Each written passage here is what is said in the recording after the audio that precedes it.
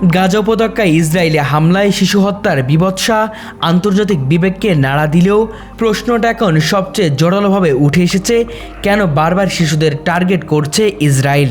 সাম্প্রতিক যুদ্ধ পরিস্থিতিতে গাজার হাজার হাজার শিশু প্রাণ হারিয়েছে, আহত হয়েছে অগণিত।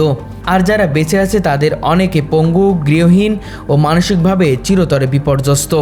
বিশ্লেষকরা বলছেন এটি নিছক যুদ্ধ নয়, বরং সুপরিকল্পিত একটি দমন নীতির অংশ, যার লক্ষ্য ভবিষ্যৎ প্রজন্মকে ধ্বংস করে ফেলা। গাজার সমাজ কাঠামো এবং প্রতিরোধ শক্তির মূল ভিত্তি হচ্ছে পরিবার ও শিশু কিশোররা। ফিলিস্তিনের জনসংখ্যার প্রায় 47%ই 18 বছরের নিচে, এবং এই তরুণ গোষ্ঠী ভবিষ্যতের রাজনৈতিক সচেতনতা ও প্রতিরোধ আন্দোলনের ধারক হয়ে উঠতে পারে। এমনটি মনে করেই ইসরায়েল তাদের অস্ত্রের নিশানায় শিশুদের রাখছে বলে অভিযোগ রয়েছে। স্কুল, আশ্রয়কেন্দ্র, এমনকি হাসপাতালে শিশু বিভাগেও একাধিক বোমাবর্ষণের ঘটনা ঘটেছে। জাতিসংঘ অন্যান্য মানবাধিকার সংস্থাগুলোর মতে যুদ্ধাপরাধের সংজ্ঞার মধ্যে পড়ে এইসব হামলা। তবুও ইসরায়েল যুক্তি দেখায় তারা হামাস জঙ্গিদের খুঁজে হামলা চালায় এবং বেসামরিক প্রাণহানি তাদের নিয়ন্ত্রণের বাইরে। তবে বাস্তব চিত্র ভিন্ন। যুদ্ধবিরতির সামনেও লক্ষ্য করে শিশুবাহিত অ্যাম্বুলেন্স কিংবা গ্রেনেড, ড্রোন হামলায় নজির রয়েছে। আর উদ্বেগজনক হলো ইসরায়েল সেনারা এমন অস্ত্র ব্যবহার করেছে যেগুলোতে ভেতরে থাকে সরপনেল বা পেরেক জাতীয় ধাতব বস্তু, যেগুলো শিশুর নরম শরীরে মারাত্মক ক্ষত সৃষ্টি করে।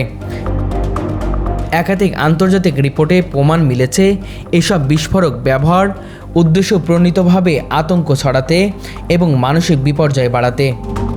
মনোবিজ্ঞানীরা বলছে শিশুদের উপর এই ভয়াবহ সহিংসতার মাধ্যমে ভবিষ্যৎ প্রজন্মকে ট্রমারাইজ করে ফেলা হচ্ছে, যাতে তারা আর মাথা তুলে দাঁড়াতে না পারে। এটি শুধু শারীরিক হত্যাকাণ্ড নয়, বরং একটি সংস্কৃতি, জাতি ও পরিচয়কে নিশ্চিহ্ন করার দীর্ঘমেয়াদী কৌশল। কারণ একটি জাতির শিশুদের হত্যা মানে সেই জাতির ভবিষ্যৎকে হত্যা করা। এমন পরিস্থিতিতে বিশ্ব সম্প্রদায়ের ভূমিকা আরও প্রশ্নের মুখে। জাতিসংঘ শিশু অধিকার সনদের পরিপন্থী এসব হামলা সত্ত্বেও বড় শক্তিগুলোর নিরাপত্তা ইসরায়েলকে আরও বেপরোয়া করে তুলছে। বিশ্লেষকরা বলছেন শিশুদের উপর এই অঘোষিত যুদ্ধ বন্ধ না হলে শুধুমাত্র গাজা নয়, পুরো মধ্যপ্রাচ্য দীর্ঘমেয়াদী মানবিক সংকটের মুখে পড়বে। গাজায় চলমান ইসরায়েলি অভিযানে শিশু নিহতের সংখ্যা এমন এক মাত্রায় পৌঁছেছে যা কেবল মানবিক বিপর্যয় নয়, বরং তা একটি পরিণত দমননীতি আকার নিচ্ছে বলে অনেকে আন্তর্জাতিক বিশ্লেষকরা মনে করছেন। এই সংখ্যাতে এখন পর্যন্ত 14,000-এর বেশি শিশু নিহত হয়েছে, যা দ্বিতীয় বিশ্বযুদ্ধের পর কোনো এক সংঘাতে শিশু হত্যার সবচেয়ে ভয়াবহ রেকর্ড। মধ্যপ্রাচ্য ভিত্তিক গবেষণা সংস্থা আল মিজান এক গবেষণায় বলেছে, ইসরায়েল শিশুদের ভবিষ্যতের যোদ্ধা মনে করে। তাদের দৃষ্টিভঙ্গি হচ্ছে আজকের শিশুরাই আগামী দিনের প্রতিরোধের মুখ। তাই শৈশবে তাদের মেরে ফেলা মানেই ভবিষ্যৎ প্রতিপক্ষকে নির্মূল করা। এছাড়া শিশুকে হত্যা করা মানে শুধুমাত্র একটি প্রাণ নয়, পুরো পরিবারকে মনস্তাত্ত্বিকভাবে ধ্বংস করে দেওয়া, যার প্রভাব সমাজব্যাপী ছড়িয়ে পড়ে।